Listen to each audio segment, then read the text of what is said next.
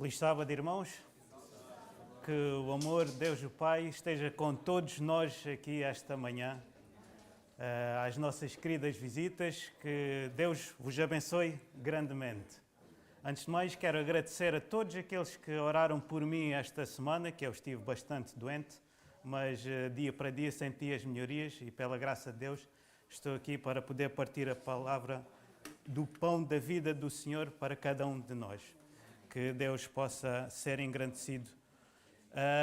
A mensagem desta manhã tem como título Do Desapontamento à Missão. Hoje vamos falar das várias fases do cristianismo. Não é do cristianismo, do cristão ao longo da sua vida. Assim. Obviamente que a vida do cristão começa antes do desapontamento e vai além da missão também.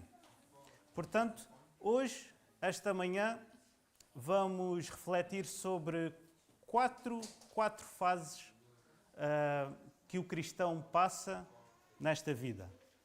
E essas quatro fases, vamos refletir sobre dois grandes eventos na história do cristianismo.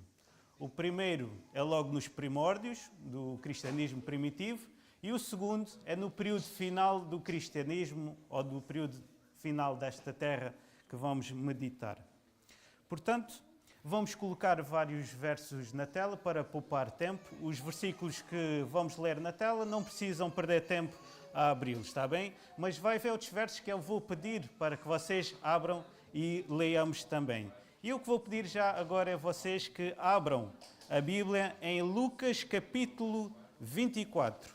Lucas capítulo 24.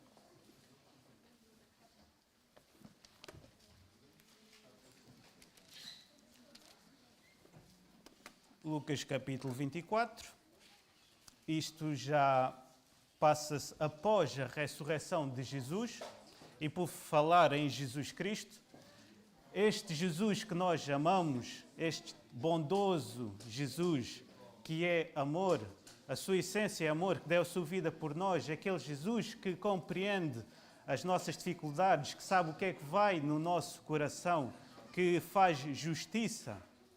Esse Jesus repreende e censura aqui os seus discípulos e seguidores. E às vezes é um pouco estranho. Mas por que ele está a censurar? Vamos começar a ler pelo verso 11. Lucas 24, verso 11. Mas para eles, tais palavras pareciam um delírio. Eles não acreditavam no que as mulheres diziam. Jesus ainda não começou a censurar, mas vai censurar os seus seguidores por causa da incredulidade. E por que esta palavra é assim tão importante para Jesus Cristo? Vamos saltar para o verso 25. Verso 25. Então ele lhes disse: como vocês são insensatos e demoram para crer em tudo o que os profetas disseram. Voltamos agora a saltar para o verso 38. 38 diz o seguinte: mas ele lhes disse: porque vocês estão assustados e porque surgem dúvidas no coração de vocês. Verso 39. Vejam as minhas mãos e os meus pés, sou eu mesmo. Toquem em mim, vejam que é verdade, porque é um espírito, não há carne nem ossos, como vocês estão vendo que eu tenho. Dizendo isto, mostrou-lhes as mãos e os pés. E por não acreditarem eles ainda, por causa da alegria, como estavam admirados, Jesus lhe disse: vocês têm aqui alguma coisa de comer? Jesus está impressionado de uma forma negativa pela incredulidade dos discípulos que ainda não criam na sua ressurreição. Vou pedir aqui ao som que possa colocar o primeiro diapositivo, que vamos ler aqui mais alguns versículos, que também fala porque é que Jesus continua. Em Marcos 16:11 diz: estes, ouvindo que ele vivia e que tinha sido visto por ela, não acreditaram. verso 13, e indo eles o anunciaram aos demais, também estes dois não deram crédito. Verso 14, finalmente Jesus apareceu aos 11, quando estavam à mesa, censurou-lhes a incredulidade e a dureza de coração. Porquê? Porque não deram crédito aos que o tinham visto já ressuscitado. Jesus está a levar isto muito a sério, a parte da incredulidade. O porquê? E, na minha opinião, está baseado no verso 16. Quem crer e for batizado será salvo. Quem, porém, não crer será condenado. Ou seja, após a ressurreição, os discípulos não criam, e segundo, quem não crer está condenado. E os discípulos e os seguidores estavam numa posição de condenação. Aqui estava a salvação eterna de cada um. É por isso que Jesus está muito preocupado. Crer é a primeira fase do cristão. Primeira fase do cristão, vemos que o cristão crê. O que é que se passa no primeiro grande evento, que eu falei 2 eventos? Vamos ao primeiro evento, que fala dos primeiros anos do cristianismo, neste caso, quando Jesus veio. Os cristãos, neste caso os seguidores de Cristo, finalmente creem que o Messias veio, depois de tantas promessas no Antigo Testamento. João Batista proclama o seu caminho, Jesus vem, e eles começam a crer, realmente Jesus está aqui, Jesus é o Messias, o reino dos céus vai ser estabelecido. Finalmente, ele vai nos livrar do jugo pesado do Império Romano. Finalmente, todos vão poder se ajoelhar perante o nosso Messias, incluindo os imperadores romanos. Era uma grande expectativa, um grande ânimo. Eles começaram a crer. Está bem que foi uma crença equivocada, mas foi de coração, foi sincero esta crença, este avivamento, pode ser assim. Então, a primeira fase do cristão é crer, é ter um avivamento, é uma grande expectativa do que aquilo que está a acontecer e o que vai acontecer. O cristão passa por isso. Segunda fase, vem o desapontamento. O que é que aconteceu? Este Messias, o que eles queriam tanto, morreu, simplesmente morreu e tudo foi por água abaixo. Um enorme desapontamento. Se ainda estão em Lucas 24, mantenham em Lucas 24, que vamos ver alguns versículos. No verso 21, é um exemplo disso. Nós esperávamos que fosse ele quem havia de redimir Israel. Estes 2 discípulos pensavam, e não só os 2 discípulos, todos os discípulos e seguidores pensavam que era ele que iria redimir Israel, e no fim o Messias morre. Desapontamento, grande desapontamento que eles passaram. Mas o que é que vem a seguir? A terceira fase. A terceira fase vem o quê? Porquê que Deus permite que haja um desapontamento na vida dos seguidores ou dos discípulos de Cristo? Será que é para os levar à incredulidade, ao ateísmo, seguir as suas vidas? Já vimos que não, vimos logo no início. Quem não crer será condenado. Então, porquê que Deus permite que haja o desapontamento?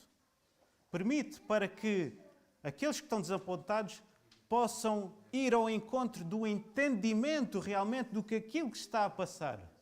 E Jesus, neste caso é Jesus que vai ter com eles. E fala no verso 46 e 47, ainda em Lucas 24, 46 e 47, e disse-lhes, assim está escrito que o Cristo tinha que sofrer, ressuscitar dentre os mortos no terceiro dia, e que em seu nome se pregasse o arrependimento para remissão de pecados a todas as nações, começando em Jerusalém. Vem o entendimento. Afinal, realmente o Messias tinha que morrer.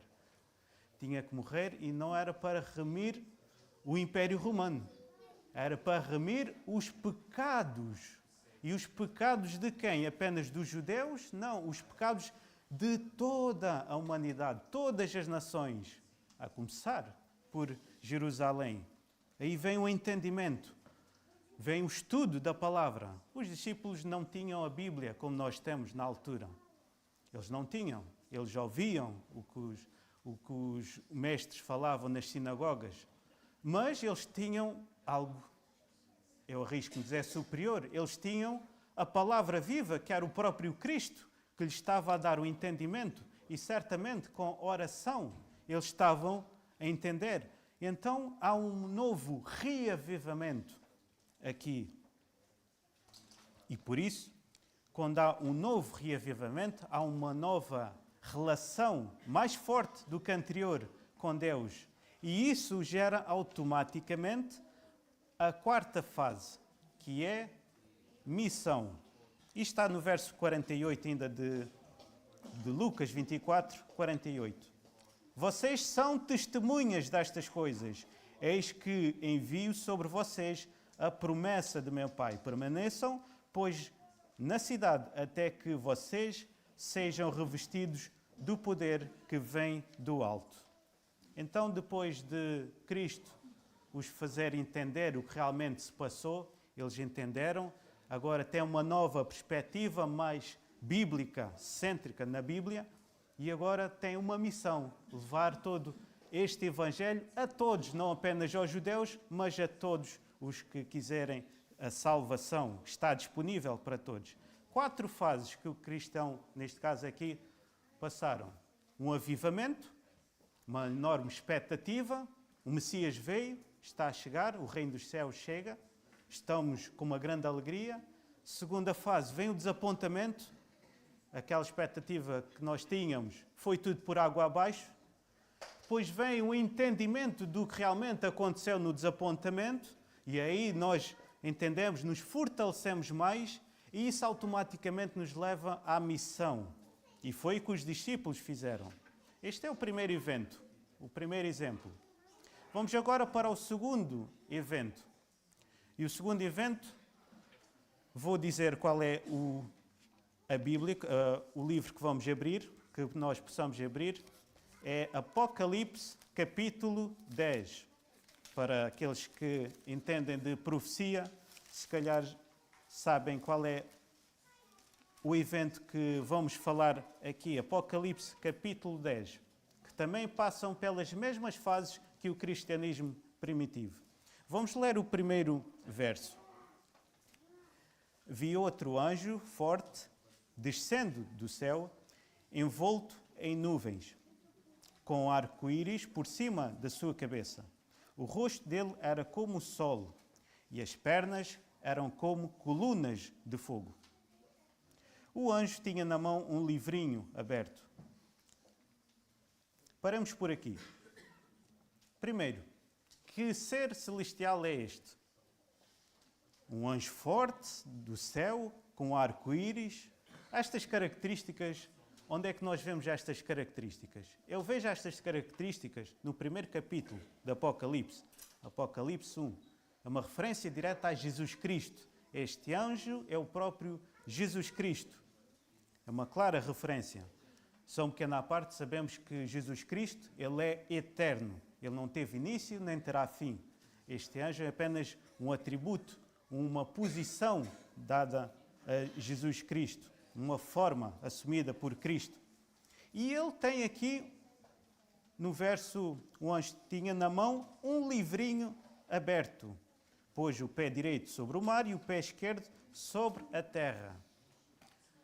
O anjo, que é Cristo, tem um livro, e não é um livro qualquer. E também não é a Bíblia, porque diz no grego, é um livrinho pequeno. É um livro que faz parte da Bíblia. E este livro tem um detalhe que diz que está aberto. Por que apenas não disse um livro ou um livro fechado? Não, disse um livro que agora está aberto. Isso significa que esteve fechado em algum tempo, que esteve fechado, e que qual foi o profeta que estava a ter revelações e que o anjo disse para fechar as profecias desse livro até o tempo do fim? Daniel. Muito bem. Até as crianças já vão conhecendo. Graças a Deus por isso.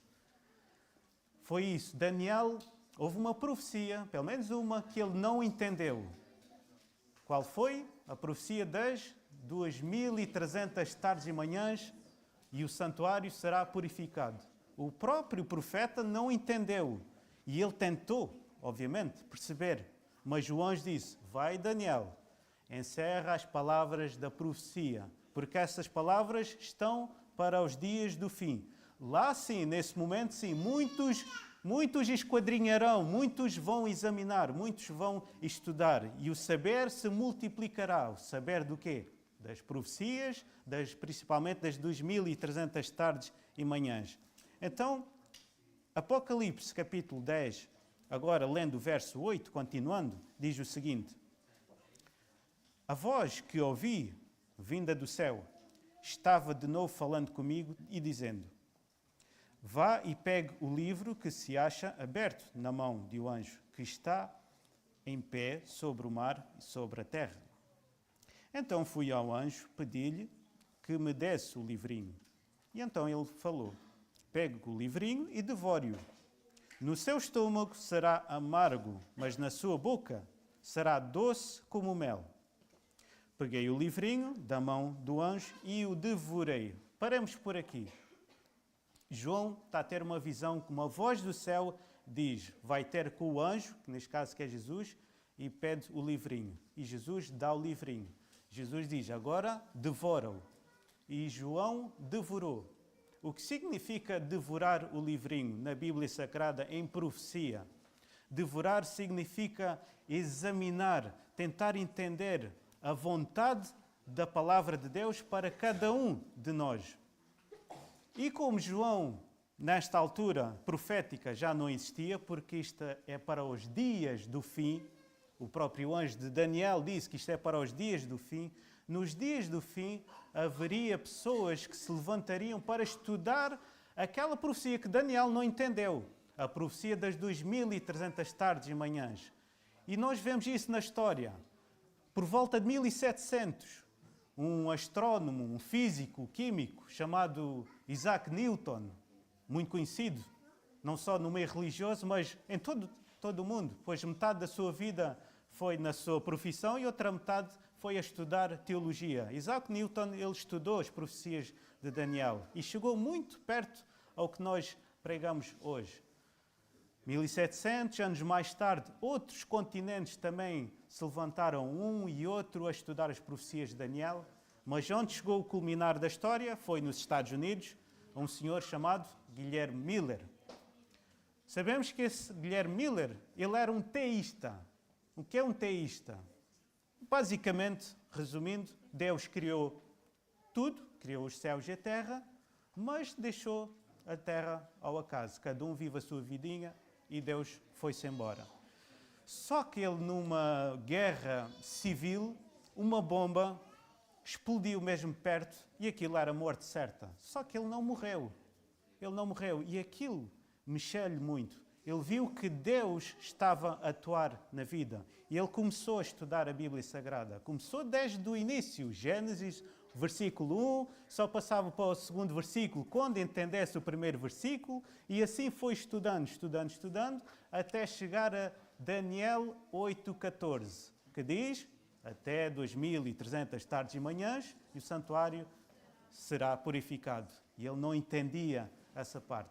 Até que ele conseguiu, entre aspas, entender, ele percebeu que o santuário era a terra, pensava ele que era a terra, e seria purificada pelo fogo, pela volta de Jesus, fazendo as contas todas que nós sabemos das profecias, chegava a 1843, 1844, Jesus voltaria. Essa era uma mensagem doce, como diz aqui no verso 10, Apocalipse 10, 10, peguei o livrinho na mão do anjo e o devorei. Isto foi os mensageiros que se levantaram a devorar a profecia de Daniel. Estavam a examinar, a esquadrinhar e o saber se multiplicando. Na minha boca era doce como mel. Porquê doce como mel? Porque em breve Jesus estava a voltar e não faltava muito tempo. Mas o clímax ainda não foi em Guilherme Miller. foi um outro evangelista, um outro pregador, chamado Samuel Snow, que numa campal, onde estavam muitas pessoas reunidas, ele apresentou com mais detalhes, mais argumentos acerca desta vinda de Cristo. Ele apresentou os argumentos, os calendários antigos, o calendário hebraico, o calendário grego, que tudo isso batia certo. E ele chegou à conclusão e conseguiu convencer todos os que estavam a ouvir que Jesus voltaria em 22 de outubro de 1844. E isto era setembro de outubro de 1844. Ou seja, dentro de um mês e meio Jesus voltará. Mensagem doce como mel. Esta é a primeira fase. Estamos a ver as 4 fases. Esta é a primeira fase. Mensagem doce como mel. Jesus voltará. Agora um pequeno à parte. Imaginem se viesse aqui um grande evangelista, aqui à Albufeira mesmo, e conseguisse convencer-nos com todos os argumentos, calendários, que Jesus voltaria na Páscoa deste ano. A Páscoa é daqui a 2 meses, mais ou menos. Agora pergunto, você continuaria a viver da mesma forma? Continuaria a estudar para tirar um curso de 5 anos ou comprar uma casa pelo banco para pagar até a sua reforma, por exemplo? Claro que não. Porquê? Porque Jesus voltaria dentro de 2 meses. E viveríamos assim. E foi assim que eles viviam. Eles viviam de tal maneira, eles pregavam a volta de Jesus. Jesus vai voltar a 22 de outubro de 1844. Há muitas histórias, muitos acontecimentos acerca disso. Por exemplo, uma criancinha, 5 dias antes de 22 de outubro, faleceu. Faltava 5 dias e a criança faleceu.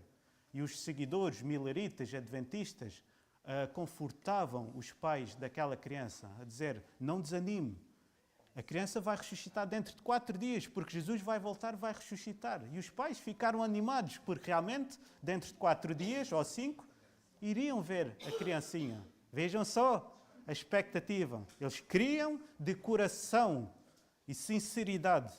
Embora equivocados, mas de coração e sinceridade. Isto é muito importante. Então, primeira fase, mensagem doce como mel. Como diz aqui no verso 10, peguei o livrinho na mão para devorar, na minha boca era doce como mel.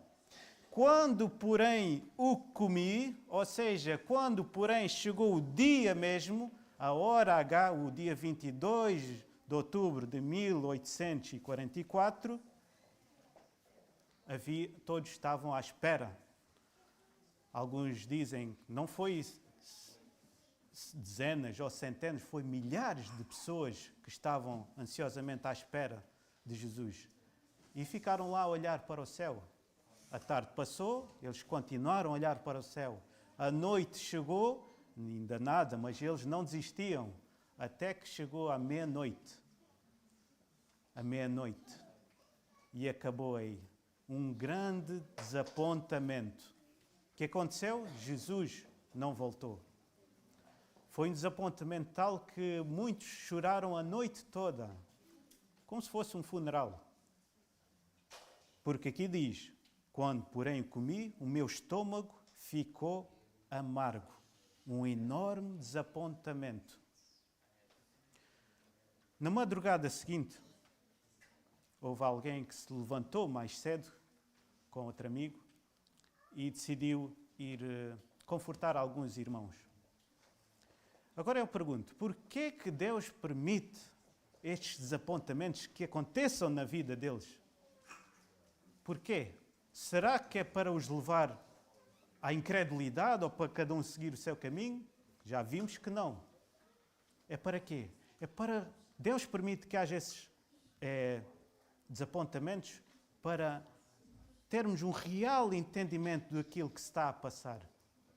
Infelizmente, este desapontamento dividiram-se em vários grupos. Houve um grupo que deixou de crer em Deus, seguiu a sua vida. Outros regressaram às suas igrejas em que eles estavam de antes. Houve um grupo que ainda espiritualizou a vinda de Cristo, que a vinda de Cristo não era literal, foi espiritual, está no nosso coração, algo assim do género.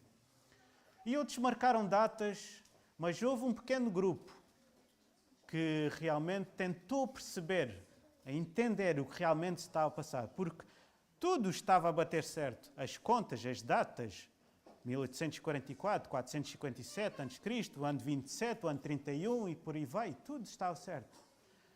E aí, como eu estava a contar, um senhor chamado Iran Edson, ou Iran Edson, ele estava a atravessar o milharal para ir ter com os seus amigos para confortá-los, porque eles estavam de luto espiritual, pode ser assim, foi um enorme desapontamento. No meio do milharal, Iran Edson vê uma visão, ou um êxtase, e ele vê Jesus Cristo no santuário celestial a passar do lugar santo para o lugar santíssimo.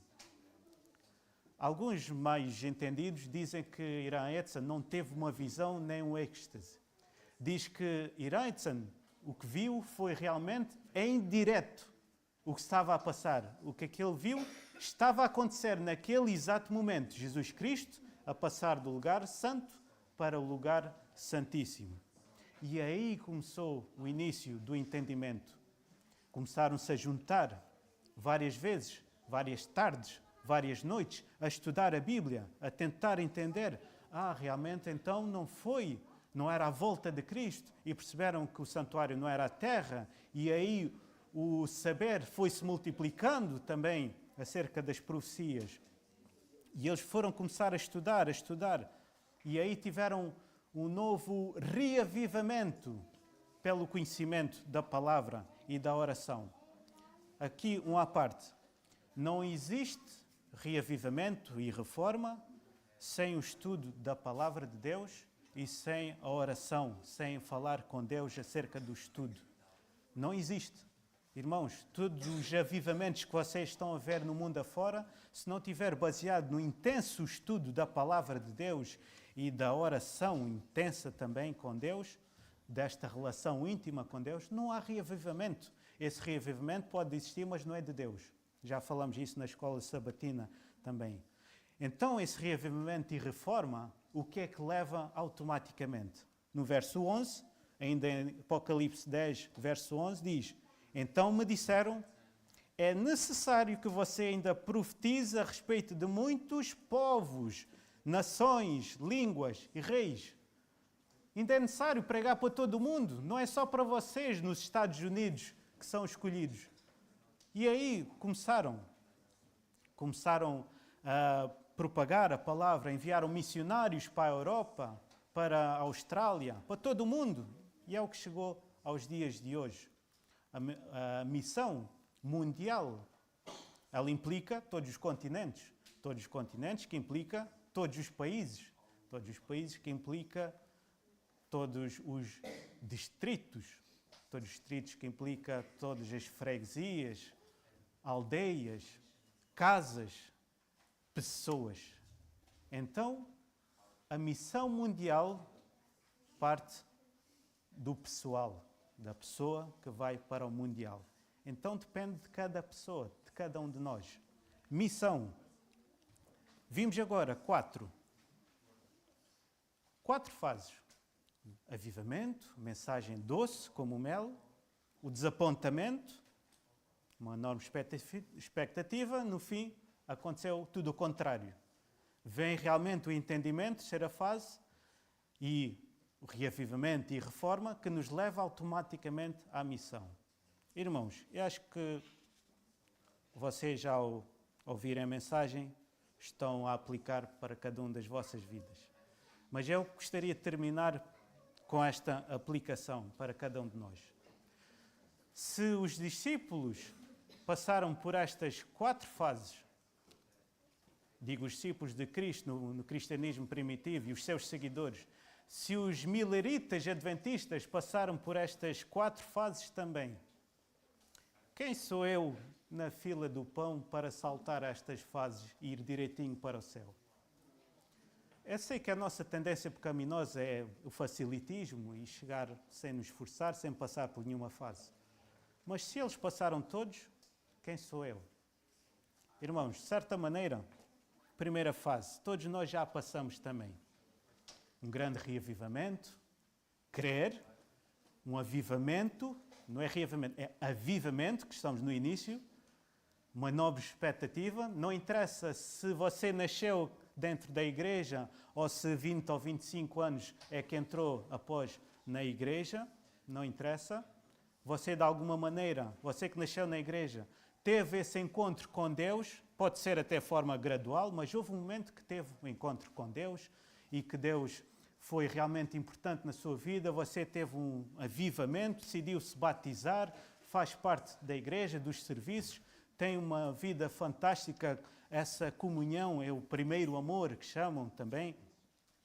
Isso é muito bom e é muito bonito. Se você está nessa fase, graças a Deus por isso, continua assim. Mas, como se diz, quem te avisa, teu amigo é, para o bem de todos, pode chegar o desapontamento. Eu pergunto, quem não já esteve desapontado aqui com a igreja, ou com as coisas de Deus, ou consigo próprio? Quem não? Que atira a primeira pedra, como se diz. Nós, por algum momento na vida, nós começamos a desapontar. Depois desse avivamento, começamos a ter dificuldades, por exemplo, no trabalho. A empresa, a ideologia da empresa entra em conflito com a nossa ideologia religiosa.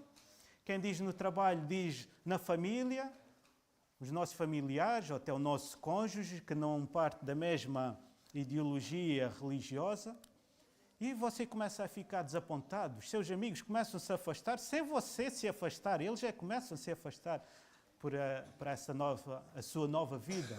Você começa a andar cabisbaixo, um pouco desapontado.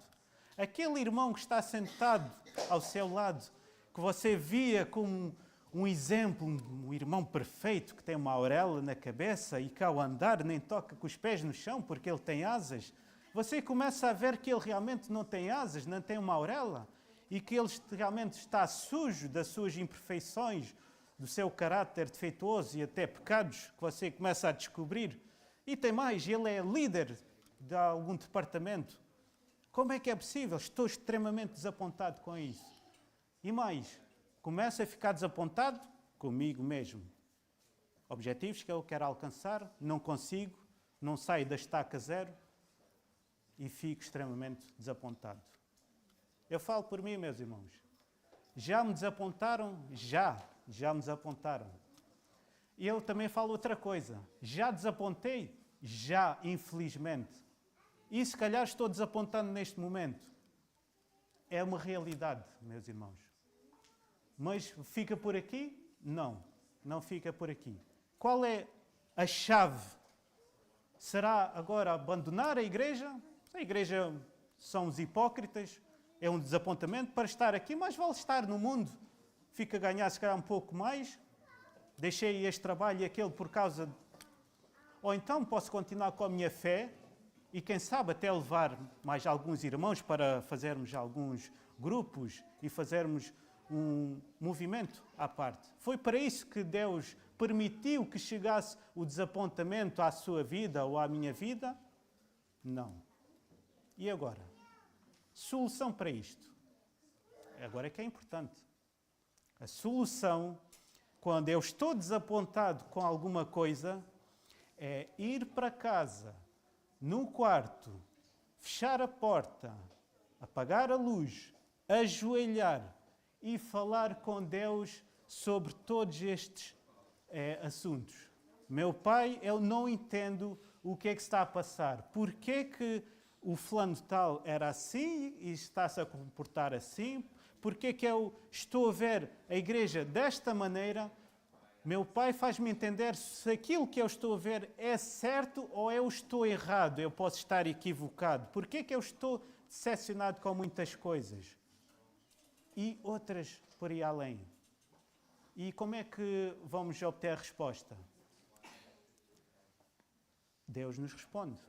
Como? Através da palavra. Como é que foi os discípulos ouviram a palavra. Como é que foi os adventistas mileritas? Estudo da palavra. A palavra é Deus falando connosco. E eles começaram a estudar. E nós também temos que começar a estudar o porquê disto está a acontecer, porquê que estamos nesta situação e estudar. E quando nós começamos a estudar e a orar a Deus, falar com Deus, os nossos olhos começam a abrir. Então afinal é por isso. É por isso que o irmão era assim e agora eu vejo que ele é de outra maneira. É por isso que a igreja estava num estado e agora estou a ver a igreja de outra maneira. Já estou compreendendo aos poucos.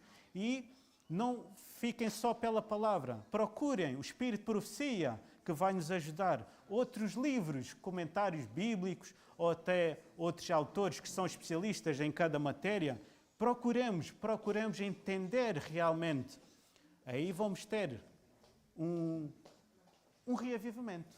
Começamos a entender, começamos a ter uma nova ligação com Deus e essa ligação vai ficar ainda mais forte. E o Espírito de Deus vai colocar assim. Agora entendes? Agora mostra para os outros. Fortalece a igreja. Fica com os outros que estão decepcionados também. Faz-os tentar compreender. E fica na igreja e partilha a mensagem. Missão. Esta é a quarta fase. A missão é automaticamente colocada. Não precisa o ancião, na hora dos anúncios, tentar convencer aos irmãos a irem distribuir o livro. Ou o pregador no sábado fazer uma pregação unicamente para ver se os irmãos vão distribuir o livro. Não, porque esse reavivamento, essa reforma, essa ligação com Deus, o Espírito vai colocar no seu coração. Ninguém precisa dizer que você tem que fazer missão.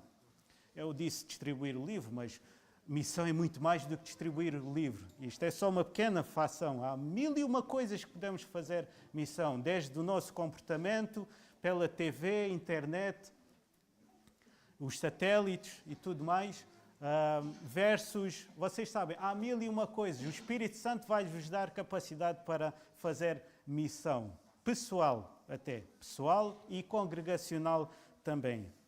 Irmãos, que possamos ser como o mar da Galileia. Vocês sabem que em Israel há 2 mares. Há o mar da Galileia e há o mar morto. O mar da Galileia recebe o rio que vem, a água que vem do rio Jordão e passa pelo mar da Galileia. Depois desagua no mar morto. O mar da Galileia recebe e dá. Que nós possamos também receber aquilo que Deus nos deu e dar pela missão. Não seja um mar morto, porque o mar morto, ele está morto porque ele só recebe, ele não continua. Parou, não tem vida ali. Quantos milagres Jesus fez no mar morto? 0. Quantos milagres Jesus fez no mar da Galileia? Muitos. Então, possamos ser como o mar da Galileia. Receber e dar. Mas passa por estas fases, meus irmãos. Avivamento, decepção, entendimento, voltar a estudar, procurar a Deus, ter um novo relacionamento com Deus e automaticamente missão. Eu falei, o título é do desapontamento à missão, mas a vida do cristão começa antes do desapontamento e vai além da missão. Irmãos, não vamos fazer missão a vida toda. Vai chegar um dia em que Jesus diz, feito está tudo consumado e Ele virá para nos buscar. Como diz aqui, depois nós, os vivos, os que ficarmos vivos, seremos arrebatados juntamente com eles, entre nuvens, para o encontro com o Senhor nos ares, e assim estaremos para sempre com o Senhor. Portanto, consolem uns aos outros com estas palavras. Irmãos, peço que vos levantem e vamos terminar com uma oração.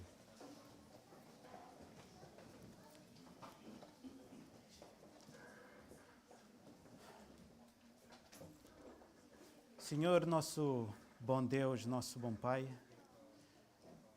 nós vimos 4 fases que nós passamos nesta vida. Temos um avivamento, nós cremos, está tudo muito bonito, como se diz, e vivemos de coração a arder, mas em certos momentos da vida nós nos desapontamos, Senhor. Ficamos desapontados ou desapontamos também, Senhor, outras pessoas. Vem o momento do desapontamento. Aí, Senhor, mais uma vez, peço que quando esse momento chegar, se é que já chegou para muitos, ou que muitos vivem desapontados, Senhor, ajuda-nos a que não irmos para o caminho da incredulidade ou seguirmos os nossos próprios desígnios, pois o nosso coração